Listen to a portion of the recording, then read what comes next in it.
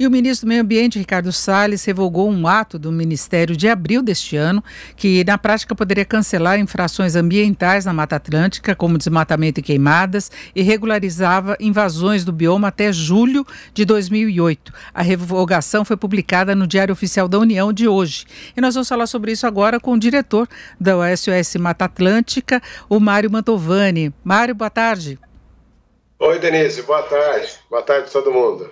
Queria a sua avaliação sobre essa medida que foi publicada hoje no Diário Oficial, essa revogação. Você vê eficácia no sentido de minimizar o que se preocupava aí em termos de regularização, principalmente de invasões? Denise, nesse caso não tem nada de regularização. Nesse caso era anistia e incentivo ao crime, né?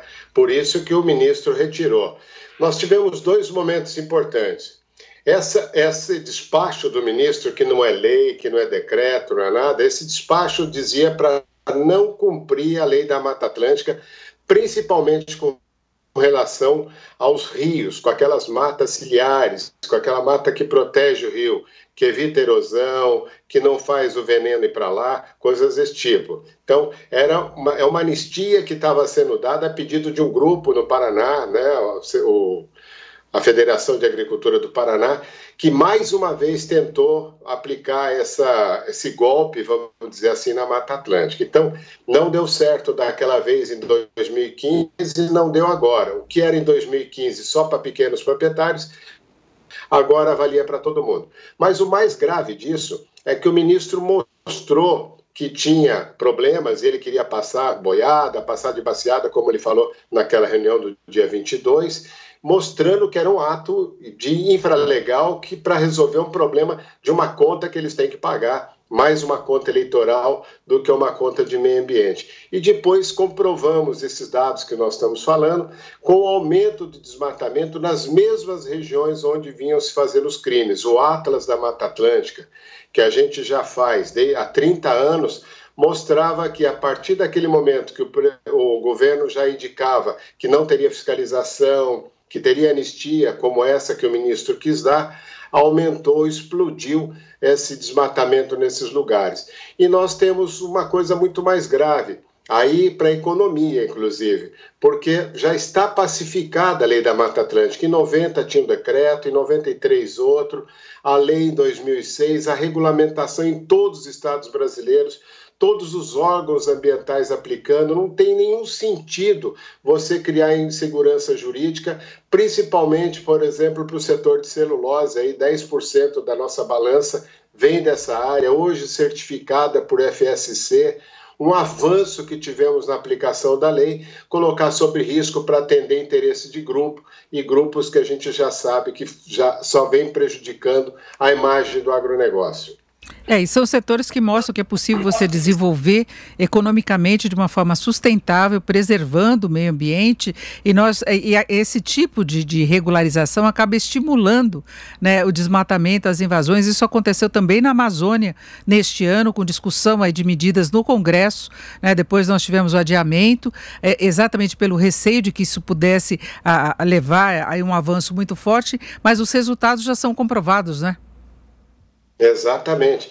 E é impressionante, porque na Amazônia se perdeu o controle. E olha, Denise, uma coisa mais séria. Nós temos o Fundo Amazônia, que o Salles negou, né, como ministro, foi um dos maiores desastres que ele pôde fazer. Nós acompanhamos isso na Conferência do Clima em Madrid.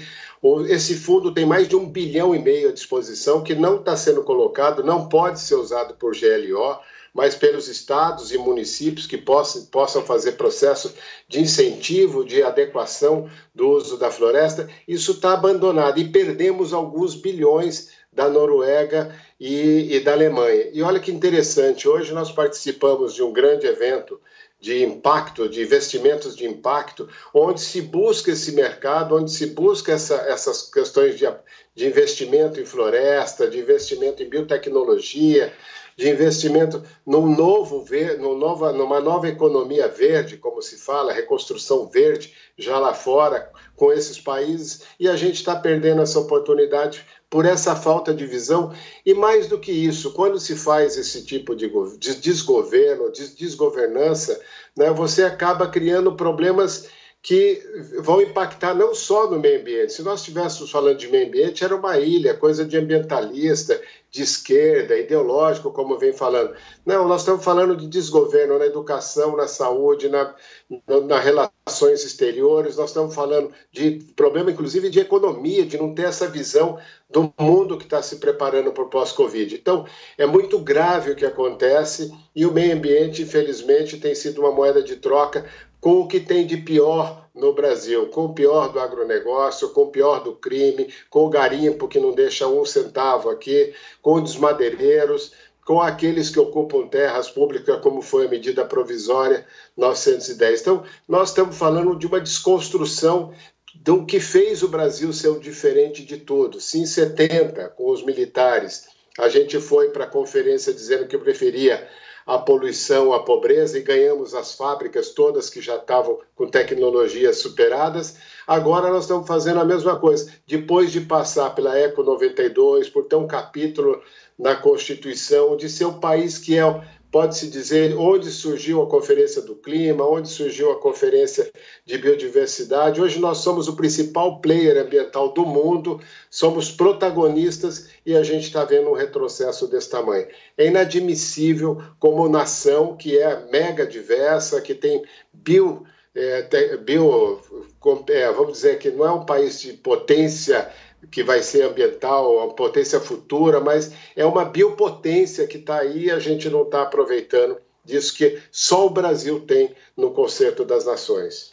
Essa situação toda que nós estamos vendo dividiu inclusive os ruralistas, que têm essa preocupação exatamente que você colocou, do ponto de vista econômico, do agronegócio brasileiro, que tem uma força no mercado internacional, mas sabe da cobrança que tem no exterior em relação aos resultados e o compromisso do país com preservação do meio ambiente. Nós tivemos, desde o ano passado, perdas em relação à Mata Atlântica, perdas em relação ao Cerrado, perdas em relação à Amazônia, então não é apenas uma questão da preservação da floresta. Agora, você vê condição de se prosseguir com essa pacificação, conciliando preservação ambiental com desenvolvimento econômico, desenvolvimento regional, inclusive da população, que uma grande argumentação do governo é a questão de que a população local, por exemplo, na Amazônia, que eles ficam sem ter condições de sobrevivência, de avanço mesmo, em termos de poder aquisitivo, de condição de trabalho. Você acha que é possível conciliar, de se desenvolver uma discussão nesse sentido? Ô Denise, nós nunca tivemos conflito nessas duas condições. O que tem na Amazônia hoje é falta de governo. O governo não chega com a educação, não chega com a saúde, não chega nem sequer com a proteção. Nós vimos agora, essas pessoas não têm como acessar aquele benefício de R$600, não tem tecnologia para celular no meio da floresta. Então, são desassistidos de poder público. Não dá para dizer que isso está na conta do meio ambiente. O meio ambiente é a garantia. Eu participo de vários movimentos na Amazônia, como Fundação Amazônia Sustentável, com as principais empresas do setor econômico do Amazonas, do Brasil. Tem grandes oportunidades de investimento. Eu falei agora de bilhões do Fundo Amazônia disponível, e o governo sequer consegue pegar esse 1 bilhão e tanto que está depositado para poder colocar na Amazônia e não o faz. Então, dizer que é o meio ambiente o problema, esse é o maior crime que se pode cometer. Essa história de fazer a medida provisória 910 pelo Ministério da Agricultura e que o próprio setor do agronegócio pulou fora, mostra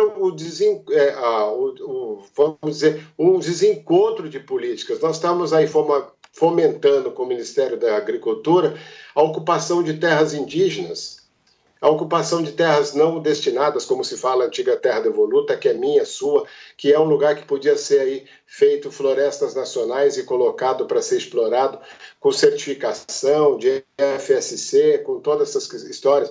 Ou seja, o governo não interessa ter política para esses lugares. A gente sabe que o maior problema ambiental brasileiro hoje é fundiário.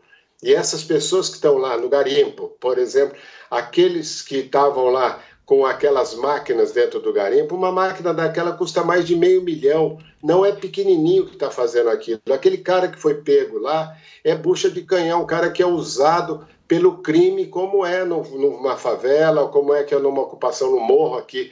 Então, nós estamos vendo esse tipo de desenvolvimento querendo usar para poder derrubar o que tem de hoje, de civilizado, vamos dizer, para o manejo de floresta. Tem tecnologia aqui, a Embrapa sabe como fazer, já tem muito conhecimento acumulado, isso só não acontece porque nós não temos governança, e aí está ficando claro cada vez mais quando se diz que isso é coisa de ONG, que só a ONG interessa, não tem nada disso. Quem hoje está numa Fundação Amazônia Sustentável, como eu participo, são os principais empresários do Brasil que não querem ver essa história sendo contada de forma errada.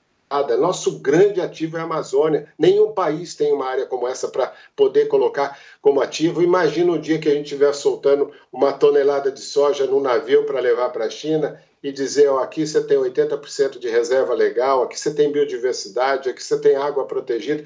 Já que nós somos um país que vivemos de commodity, que importante seria a gente agregar nessa commodity a nossa maior riqueza, nosso maior ativo, que é a natureza. Nós não estamos aproveitando isso, nós estamos aproveitando o momento do dólar, nós estamos aproveitando o momento para expandir áreas sem respeitar as comunidades que estão ali, nós estamos gerando conflitos em vez de soluções, Perfeito, incentivos, né, coisa desse tipo. Perfeito, eu agradeço muito a participação aqui do Mário Mantovani, ambientalista, diretor do SOS Mata Atlântica. Mário, muito obrigado, uma boa tarde. Legal, obrigado.